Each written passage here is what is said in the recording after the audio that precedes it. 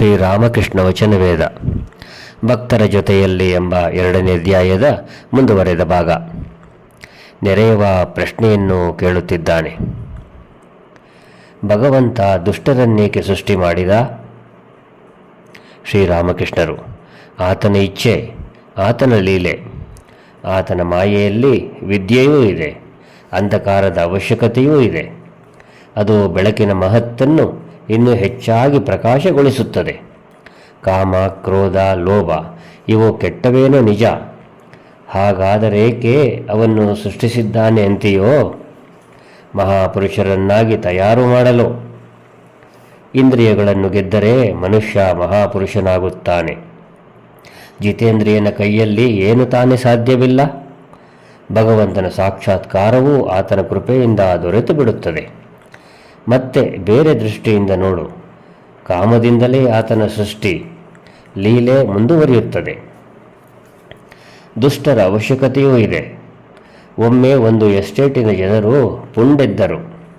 ಜಮೀನುದಾರ ಗೋಲೋಕ ಚೌಧರಿಯನ್ನು ಅಲ್ಲಿಗೆ ಕಳುಹಿಸಬೇಕಾಯಿತು. ಆತ ಅಂಥ ನಿರ್ದಯಿ. ಆತನ ಹೆಸರು ಕೇಳಿಯೇ ಜನರು ತರ ನಡುಗಲಾರಂಭಿಸಿದರು. ಪ್ರತಿಯೊಂದರ ಅವಶ್ಯಕತೆಯೂ ಇದೆ. ಒಮ್ಮೆ ಸೀತೆ ರಾಮನಿಗೆ ಹೇಳಿದಳು, ರಾಮ, ಅಯೋಧ್ಯೆಯಲ್ಲಿನ ಪ್ರತಿಯೊಂದು ಮನೆಯೂ ಅರಮನೆಯಂತಿದ್ದರೆ ಚೆನ್ನಾಗಿರುತ್ತದೆ.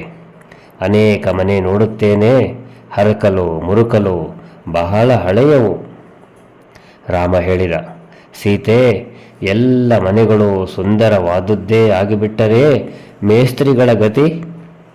ಎಲ್ಲರೂ ನಗುತ್ತಾರೆ.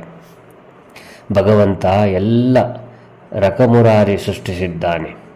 ಒಳ್ಳೆ ಮರ, ವಿಷದ ಗಿಡ, ಜೊತೆಗೆ ಜೊಂಡು ಕೂಡ. ಪ್ರಾಣಿಗಳಲ್ಲಿಯೂ ಒಳ್ಳೆಯದು ಕೆಟ್ಟದು ಎಲ್ಲ ಇವೆ. ಹುಲಿ, ಸಿಂಹ, ಹಾವು ಎಲ್ಲ. ನೆರೆಯವ: ಮಹಾಶಯರೇ, ಸಂಸಾರದಲ್ಲಿದ್ದು ಭಗವಂತನ ಸಾಕ್ಷಾತ್ಕಾರ ಪಡೆಯಲು ಸಾಧ್ಯವೇ? ಶ್ರೀರಾಮಕೃಷ್ಣರು: ಖಂಡಿತ ಸಾಧ್ಯ. ಆದರೆ ನಾನು ತಿಳಿಸಿದ ಹಾಗೆ ಸಾಧು ಸಂಘ, ಸರ್ವದಾ ಪ್ರಾರ್ಥನೆ ಇವನ್ನು ಮಾಡುತ್ತಿರಬೇಕು.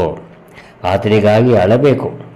ಮನಸ್ಸಿನ ಕಶ್ಮಲಗಳೆಲ್ಲ ತೊಳೆದು ಹೋದ ಮೇಲೆ ಆತನ ದರ್ಶನ ದೊರೆಯುತ್ತದೆ.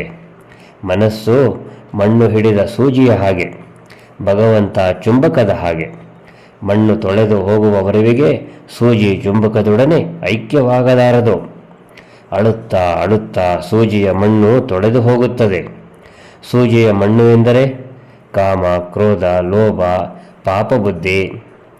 ಮಣ್ಣು ತೊಳೆದು ಹೋದೊಡನೆಯೇ ಸೂಜಿಯನ್ನು ಚುಂಬಕ ಎಳೆದುಕೊಂಡು ಬಿಡುತ್ತದೆ. ಎಂದರೆ ಭಗವಂತನ ದರ್ಶನ ದೊರೆಯುತ್ತದೆ. ಚಿತ್ತಶುದ್ಧಿಯಾಯಿತು ಎಂದರೆ ಆತನ ಸಾಕ್ಷಾತ್ಕಾರ ದೊರೆತು ಬಿಡುತ್ತದೆ. ಜ್ವರ ಬಂದು ದೇಹದಲ್ಲಿ ನೀರು ಹೆಚ್ಚಿಬಿಟ್ಟಿದೆ. ಅದನ್ನು ಕಡಿಮೆ ಮಾಡದ ಮುನ್ನ ಕ್ವಿನೈನ್ ಕೊಟ್ಟರೆ ಏನಾದೀತು? ಸಂಸಾರದಲ್ಲಿ ಭಗವಂತನ ಸಾಕ್ಷಾತ್ಕಾರ ಏಕೆ ಸಾಧ್ಯವಿಲ್ಲ? ನಾನು ತಿಳಿಸಿದ ಹಾಗೆ ಸಾಧು ಸಂಘ, ಅಳುತ್ತಾ ಪ್ರಾರ್ಥನೆ, ಆಗಾಗ ನಿರ್ಜನವಾಸ ಇವನ್ನು ಮಾಡಬೇಕು. ಫುಟ್ಪಾತಿನಲ್ಲಿರುವ ಗಿಡಕ್ಕೆ ಬೇಲಿ ಹಾಕದೇ ಇದ್ದರೆ ಆಡು, ಕುರಿ, ದನಕರು ತಿಂದು ಬಿಡುತ್ತವೆ. ನೆರೆಯವ: ಹಾಗಾದರೆ ಸಂಸಾರಿಗಳಿಗೂ ದೊರಕುತ್ತದೆ. ಶ್ರೀರಾಮಕೃಷ್ಣರು: ಎಲ್ಲರಿಗೂ ಮುಕ್ತಿ ದೊರೆಯುತ್ತದೆ. ಆದರೆ ಗುರುವಿನ ಉಪದೇಶಕ್ಕನುಸಾರ ನಡೆದುಕೊಳ್ಳಬೇಕು. ಅಡ್ಡಮಾರ್ಗ ಹಿಡಿದರೆ ದಾರಿಗೆ ಹಿಂದಿರುಗಿ ಬರಲು ಕಷ್ಟಪಡಬೇಕಾಗುತ್ತದೆ. ಮುಕ್ತಿ ದೊರೆಯಬೇಕಾದರೆ ಬಹಳ ಕಾಲ ಹಿಡಿಯುತ್ತದೆ. ಬಹುಶಃ ಈ ಜನ್ಮದಲ್ಲಿ ದೊರೆಯದೇ ಹೋಗಬಹುದು. ಮತ್ತೆ ಬಹುಶಃ ಅನೇಕ ಜನ್ಮಗಳ ನಂತರ ದೊರೆತು ಬಿಡಬಹುದು. ಜನಕಾದಿಗಳು ಸಾಂಸಾರಿಕ ಕೆಲಸಗಳನ್ನು ಮಾಡಿದರು, ಆದರೆ ಭಗವಂತನನ್ನು ಮನಸ್ಸಿನಲ್ಲಿ ಇಟ್ಟುಕೊಂಡು ಮಾಡಿದರು. ನರ್ತಕಿ ತಲೆ ಮೇಲೆ ಪಾತ್ರೆ ಇಟ್ಟುಕೊಂಡು ನರ್ತಿಸುತ್ತಾಳಲ್ಲ, ಹಾಗೆ.